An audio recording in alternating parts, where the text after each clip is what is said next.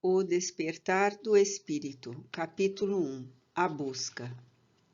A vida moderna, excessivamente tecnológica, com suas consequências desumanas, lentamente transforma o ser humano em verdadeiro robô, desnaturando-lhe os sentimentos que se converte em automatismos repetitivos, sem que as emoções façam parte da sua agenda diária de realizações. Todos os acontecimentos nos dias atuais transcorrem com celeridade, não podendo ser impressos nos refolhos do ser, exceto aqueles que chocam pela violência ou pela vulgaridade, em constante renovação, a fim de saciarem a sede de prazeres dos sentidos, num crescendo assustador.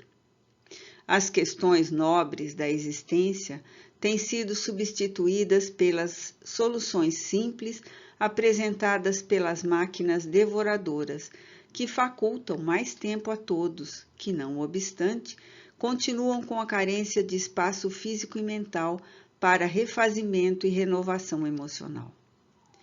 Exagerados compromissos, reais e imaginários, arrancam o indivíduo do seu mundo interior para reuniões e encontros, quase sempre infrutíferos do ponto de vista emocional, fazendo-os desperdiçar excelentes oportunidades para o trabalho nobilitante, o estudo educativo, as pausas de reflexão e de criatividade. Nesse arder de ansiedades contínuas, estiola-se o sentido humano de encontrar a paz, transferindo-o de um problema para outro por diferentes preocupações, nessas ocasiões nas quais se fala muito sem dizer-se nada, enquanto se ouve muito barulho sem participar-se de coisa alguma. A necessidade de fazer-se presente em toda parte e a qualquer hora, indo-lo a gastar excessivamente e sem reposição as energias que poderiam ser canalizadas para o crescimento íntimo, a beleza, a cultura, a paz, a solidariedade ou a fraternidade, com um sentido profundo de dignificação de si mesmo e do grupo social no qual se encontra. O vai-vem dos interesses programados por outras pessoas como se fossem dele, aturde-o e desidentifica-o, trabalhando em favor de uma personalidade conveniente, aquela que agrada aos demais, embora agindo em sentido oposto às aspirações acalentadas. Estar na moda, viver as novidades, agitar-se constituem síndromes de pessoas que está bem em relação à vida e às exigências sociais, apesar de se tornarem um fardo insuportável para conduzir, exigindo sempre mais esforço. O perfil humano desenhado se apresenta como uma imposição que se torna indispensável para todo aquele que aspira ao triunfo, à glória dos 15 minutos, que é disputada pelos ansiosos gozadores da atualidade. O ser interior, o eu profundo, fica à margem dos acontecimentos, enquanto o ego assume funções para as quais não se encontra preparado psicologicamente. O Dr. Roberto Ascioli um crescente número de terapeutas compreenderam esse tormento e a magnitude que possui a criatura humana em sua marcha inexorável para a plenitude que lhe está reservada, propondo valiosos estudos que se converteram na psicossíntese, doutrina psicológica portadora de valiosa contribuição para a paz, para a autorrealização da criatura humana. A autorrealização é um desafio que se encontra diante de todos os indivíduos, sem a qual a incompletude irrompe, tornando-se fator patológico de desequilíbrio. Maslow, o admirável psicoterapeuta americano, a quem muito devem as novas conceituações psicológicas, descreveu os processos de crescimento e de desenvolvimento das inúmeras possibilidades do ser humano, de forma essencial à compreensão e aceitação do eu, concitando-o ao equilíbrio, à harmonização interior, das suas faculdades, proporcionando-lhe a perfeita integração dos motivos individuais. Utilizou-se do termo cunhado por Kurt Goldenstein, self-actualization, propondo outros que seriam equivalentes de alguma forma, tais como self-realization, self-development, como a maneira mais correta de viver a individuação, muito bem conceituada por Jung. A autorrealização é todo um lento e complexo processo de despertamento, desenvolvimento e amadurecimento psicológicos de todas as adormecidas potencialidades íntimas que estão latentes no ser humano, como suas experiências e realizações ético-morais, estéticas, religiosas, artísticas e culturais.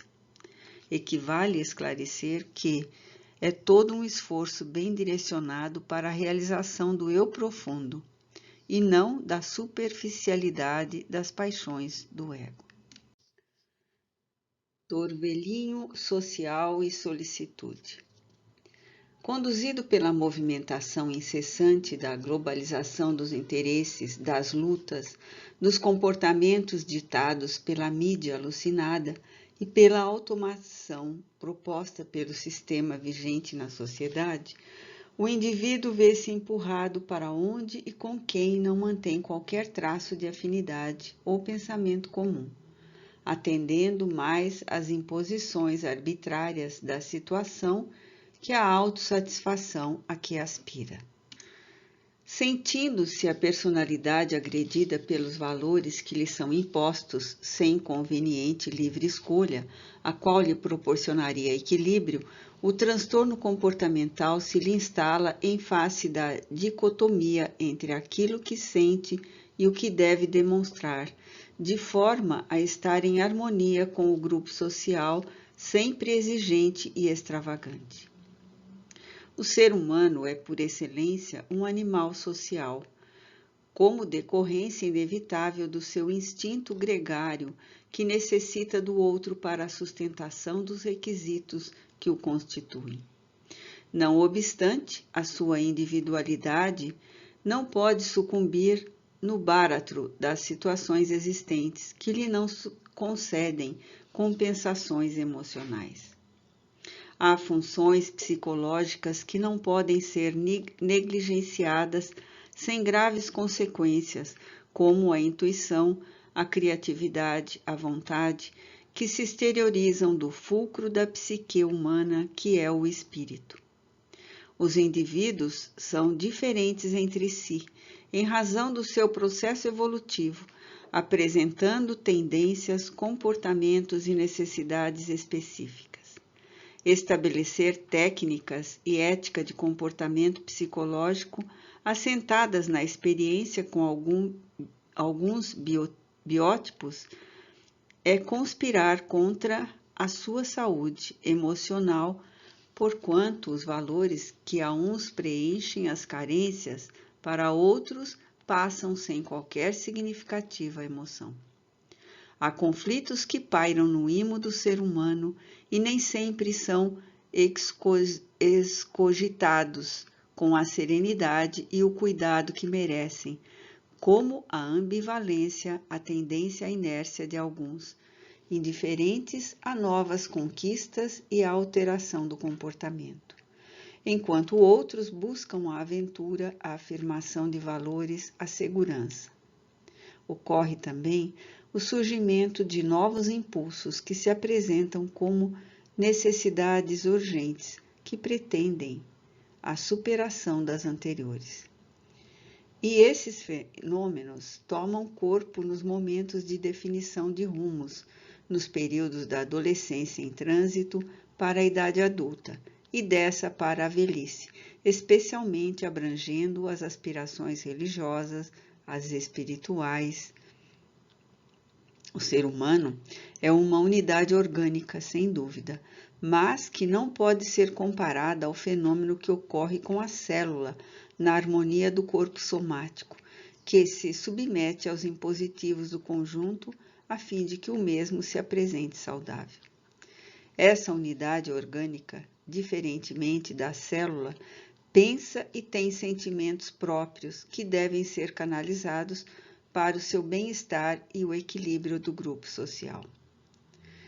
Não dispondo de meios para expressar-se na sua realidade funcional, esse indivíduo foge para comportamentos alienados, como única forma de dar vazão à sua realidade. Observa-se, em consequência, que a sociedade como um todo encontra-se desestruturada, sem fundamentos seguros, definidos, capazes de facultarem o seu próprio engrandecimento. As suas conquistas têm se firmado mais nas realizações tecnológicas e científicas, a prejuízo daquelas outras de natureza emocional, harmônica, estética, espiritual. O abarrotar de equipamentos eletroeletrônicos criou a fantasia da facilidade, da riqueza, da ambientação no mundo que seria destituído de problemas, ao tempo em que essa conquista não tem trabalhado em favor de muitos dos mais graves novos desafios, porque profundos as dilacerações emocionais.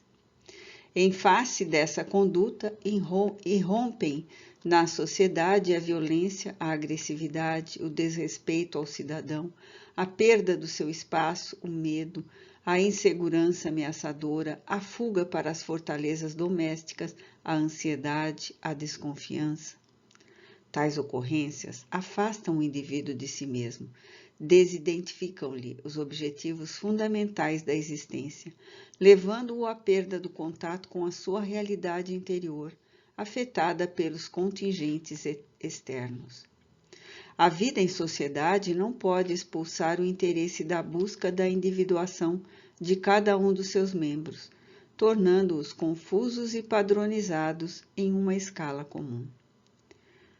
Para que a individuação seja lograda, é necessário que se rompam as amarras dos exagerados vínculos sociais, isto é, dos compromissos sem significado, pueris e de pequena duração, resultantes dos caprichos esdrúxulos dos formadores de opinião. O ser psicológico necessita de espaço mental para encontrar-se, de reflexão serena e de avaliação de conduta, mediante análise cuidadosa de si mesmo, que somente se faz possível na solitude. O ruído das festas intérminas, as alegrias exageradas, o sucesso, o aturdimento das agendas lotadas, as gargalhadas estrídulas e a embriaguez dos sentidos impedem a autorrealização e a individuação. Ante a impossibilidade de encontrar-se esses momentos preciosos para a solitude na movimentação do cotidiano, o retorno a uma vida simples que permita a descontração, o relaxar dos sentidos, o reencontro com a beleza espontânea da vida em a natureza, constitui preciosa terapia para o discernimento que vai conduzi-lo à autorrealização. Seria ideal que cada pessoa, a seu modo e conforme a sua possibilidade, tentasse a solidão em lugar silencioso, mágico pela sua simplicidade, sem apetrechos complicados, nem atulhamento de coisas desnecessárias. O essencial, o básico para uma vida saudável, constitui material de pouco volume, enquanto que na ansiosa busca de realização por fuga, aparecem como indispensáveis os complexos equipamentos e materiais que ocultam ou confundem as necessidades reais. Talvez, por isso, se haja cunhado o brocardo que afirma: o homem feliz não tinha uma camisa, enquanto outros com móveis entupidos de roupas e artefatos em quantidade sofrem quando têm que escolher, pois que nunca sabem qual o melhor para utilizar-se. A inevitabilidade do recolhimento interior, a fim de encontrar-se a sós, em silêncio, deve constituir um processo terapêutico valioso e urgente para libertar a criatura do aturdimento em que tomba. A falta de tempo para a autorrealização conduz à ansiedade responsável pela insatisfação e, posteriormente, ao transtorno comportamental correspondente. Não somente se necessita de tempo físico, mas também o de natureza mental, aquele que proporciona serenidade, que faculta o discernimento para entender os desafios existenciais e enfrentá-los com equilíbrio, sem culpa nem rebeldia. É no silêncio que se pode encontrar Deus, fruir de paz, desvendar os enigmas, autoaprimorar-se. Nem todos têm facilidade de silenciar aflições e perguntas pungentes na balbúrdia, na alucinação do cotidiano, tornando-se preciso buscar um lugar que propicie as condições ambientais facilitadoras das emocionais. Como providência terapêutica, todos devem afastar-se por algum tempo do contubérnio em que se encontram detidos, refazendo caminhos de pensamentos, revitalizando disposições para o trabalho, a família e a sociedade, auto-encontrando-se. Não se trata de buscar um tipo de repouso entediante, feito de ociosidade, mas de um retorno às suas origens, à pureza do coração, à simplicidade, à análise de como é morrer, deixando as inutilidades que recebem atribuição de valiosos tesouros. Viver é também uma experiência do morrer, considerando-se a incessante transformação orgânica operada nas células e nos departamentos que conformam o corpo.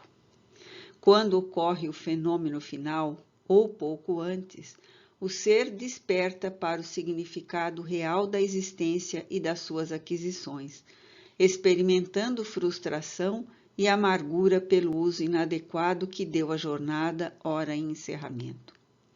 Assim sendo, a busca de solitude é uma forma de despojamento de todos e de tudo, temporariamente de forma a entender a vacuidade dos apegos e tormentos pelas posses de relativo significado.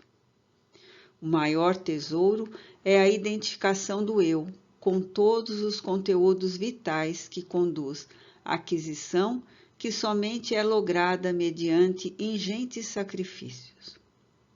A solitude em lugar sossegado, ante um céu transparente e portador de noites estreladas, à beira-mar, ou no bosque, na montanha ou no vale verdejante, no deserto ou num jardim, longe do bulício e perto do pulsar da natureza, oferece forças para a autossuperação, a autoiluminação, de forma que o retorno ao cotidiano não produz choque, não proporciona saudades do vivido, nem tormento pelo desejo de repeti-lo. Solitude com reflexão, a fim de viver no tumulto sem desesperação, saudavelmente, tranquilamente, eis o impositivo do momento. O redespertar para a beleza, deixando-se mimetizar pela sua contribuição de harmonia e de vida, somente é possível quando o eu emerge e passa a comandar as atividades, tornando-se a realidade dominante em todo o processo de transitoriedade.